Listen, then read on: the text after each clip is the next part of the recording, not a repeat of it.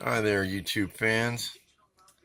Today, we're getting together to learn how to properly process lobster mushrooms at home.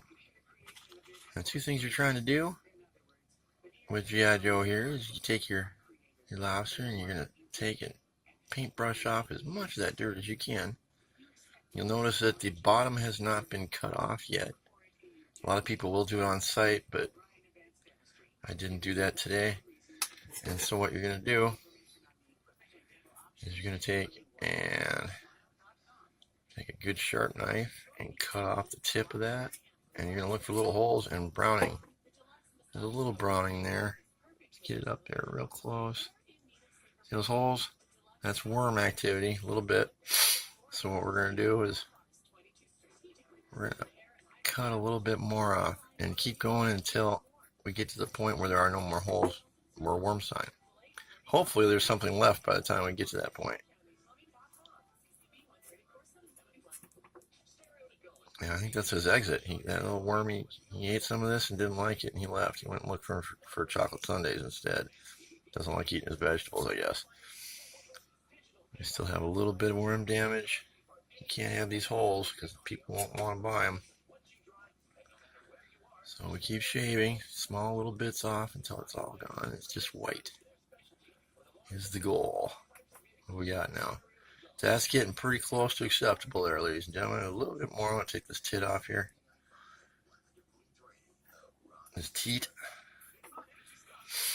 Okay, what do we got now? A little another spot. But that's not a hole, ladies and gentlemen. That orange spot there is pigment. And so it looks like we've gotten the overwhelming bulk of the damage. I'm taking floor, plane it so it looks flatter as much as possible. That is. There we go. That should be good. Look at that. That is not bad. Okay. We're calling that done on that. Now we're going to flip her over, look for dirt and other pests. Take a paintbrush off any extra dirt. When we bring it into the bar, they've got these trays, and you put your mushrooms in a basket, and they have air guns for you to airbrush the rest of the minuscule stuff out of the little tiny cracks without yet damaging the mushroom. And it looks like it grew that way, but really they grow in dirt. They come out of the dirt filthy, and you got to clean them up real good individually. I suppose that adds to why they're so costly. Right now, this is an $8 a pound mushroom, and then they turn around and sell it for people to eat. So as a commercial mushroom picker, I'm getting $8 a pound for this, which is a decent price in the mushroom game. I've heard it go up to about 22 for different species, or actually 38 for this certain kind of bleat. But it depends on the time of year. And there it is. There it is, ladies and gentlemen. There is a pretty clean lobster mushroom. Take a look.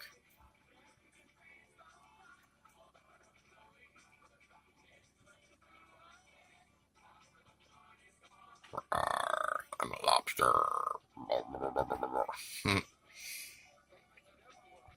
I did this one earlier today. Let's take a better look at it. I think it got too close to the oven and got cooked a little bit. That's like dried it out a little bit. That's okay. That's better than getting wet and moldy or something. Bet most of you out there didn't know that mushrooms are actually processed in people's kitchens at home before they get to the store. Well, in this case, that's true. And then they get judged when you bring them into the bar, and they check for deficiencies, and they grade them, and they pay you based on its grading. The smaller the better, typically. The less red or orange, the better, typically. Look at that. Oh, such a pretty lobster. Standing right next to my tall king white bleat that at certain times of the year go for $38 a pound, Mom. Good times on that one. So there we go. We got two lobsters right there. Now look at this. This is a little one. This is one they really like. These little suckers. That's a whole lobster, but it's not very big. But they're denser, so they weigh more, and it's the weight we're looking for. I actually had my first taste of lobsters today, and